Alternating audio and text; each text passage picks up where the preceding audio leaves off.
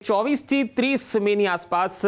ગુજરાતના દરિયાકાંઠે એક જબરજસ્ત હલચલ થઈ શકે છે। જી હા, મારી પાછળના જે દ્રશ્યો છે એ હું આપને બતાવીશ અને આ જે યુરોપિયન મોડલ છે એ શું કહે છે અને તેનું જે આગાહી છે એ કયા પ્રકારની છે એ આપણે વિસ્તારથી આજે જાણીશું। ગુજરાતના જે દરિયાકાંઠા છે એ વિસ્તારોમાં આગામી 24 મે થી 29 મે સુધી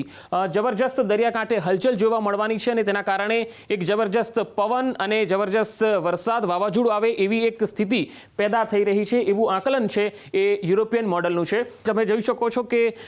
ECMWF જે મોડલ છે તેણે આખો આ ચાર્ટ તૈયાર કર્યો છે અને 24 મે થી લઈને 29 મે એટલે કે આ જે અઠવાડિયાના દિવસો છે એ દરમિયાન જે છે એ આ વાવાઝોડું ધીરે ધીરે દરિયામાંથી ગુજરાત તરફ આગળ વધી રહ્યું છે। તમે આ જોઈ શકો છો કે તેની જે આંખ છે એ જબરજસ્ત ગતિ કરી રહી છે અને સ્પીડમાંથી આગળ વધી અને ગુજરાતના આ જે સૌરાષ્ટ્રના કેટલાક ભાગો છે તેને સ્પર્શ કરી રહી છે। એટલે આ જે ગાળો હશે એ 24 મે થી 29 મે દરમિયાનનો આ ગાળો છે જેમાં દીવ છે, જુનાગઢ છે, આ રાજકોટ છે, સૌરાષ્ટ્રના મોટાભાગના જિલ્લા, દ્વારકા છે, પોરબંદર છે, એ આખો પટ્ટો આવી જાય છે, ભાવનગર પણ છે। આ વિસ્તારોની અંદર હવામાનમાં જબરજસ્ત પલટો જોવા મળી શકે છે કારણ કે અરબી સમુદ્રમાં જ્યારે આ પ્રકારની હલચલ અને એક પ્રકારનું વાવાઝોડું જો પેદા થાય છે, એક સિસ્ટમ જે છે એ બને છે તો તેના કારણે જે છે એ વાવાઝોડું લાવી શકે છે અને ગુજરાતમાં જે છે એ દરિયાકાંઠાના જે ભાગો છે તેમાં અચાનક વાતાવરણ પલટાય અને વરસાદની સંભાવના રહે છે, જબરજસ્ત પવન ફૂંકાઈ શકે છે। હવે ફરી એકવાર સમજીએ કે આ જે વાવાઝોડાની ગતિ છે એ ધીરે ધીરે ગુજરાતના કયા કયા ભાગોમાં આવી શકે છે 24 મે થી 29 મે દરમિયાન। ભાવનગરથી લઈને જામનગર સુધીનો આખો પટ્ટો, આમાં આ વાવાઝોડું જે છે ધીરે ધીરે તમે જુઓ તો તેની જે ગતિ છે એના જે વેવ્સ છે એની જે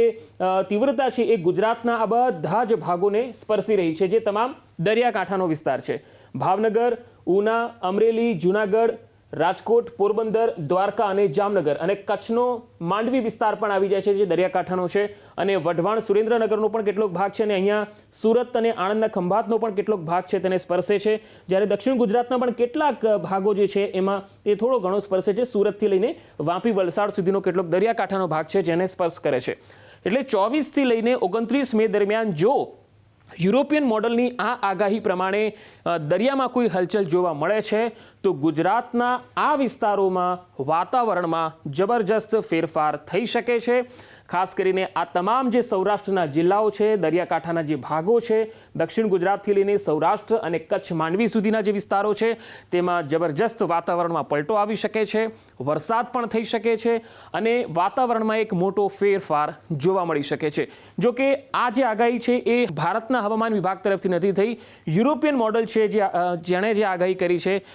તેની આ આગાહી છે। સ્વાભાવિક છે કે હજુ ઘણો બધો સમય બાકી છે કારણ કે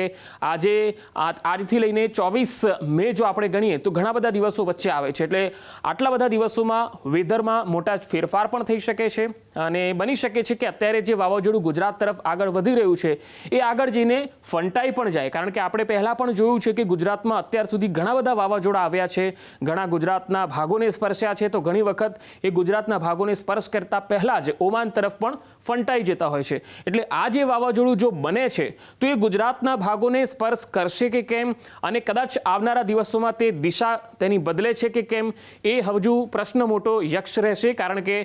સ્વાભાવિક છે કે જ્યારે વાવાઝોડું બને છે દરિયામાં ત્યારે તેની હલચલ બદલાતી હોય છે। 24 કલાક દરમિયાન તેના ગતિ જે છે એની ગતિના વેવ્સ છે એ પણ બદલાતા હોય છે, એની તીવ્રતા બદલાતી હોય છે, સ્પીડ બદલાતી હોય છે। પરંતુ આ યુરોપિયન મોડલની જે આગાહી છે એ પ્રમાણે અત્યારે તો એવું લાગે છે કે 24 થી 29 મે દરમિયાન હાલની સ્થિતિમાં આ જે વાવાઝોડું જો દરિયામાં બને છે અને અરબી સમુદ્રમાં હલચલ પેદા થાય છે તો ગુજરાતના દરિયાકાંઠાના વિસ્તારોમાં 24 મે થી 29 મે દરમિયાન એક જબરજસ્ત વાતાવરણમાં પલટો લાવશે, વરસાદ લાવશે અને તેના કારણે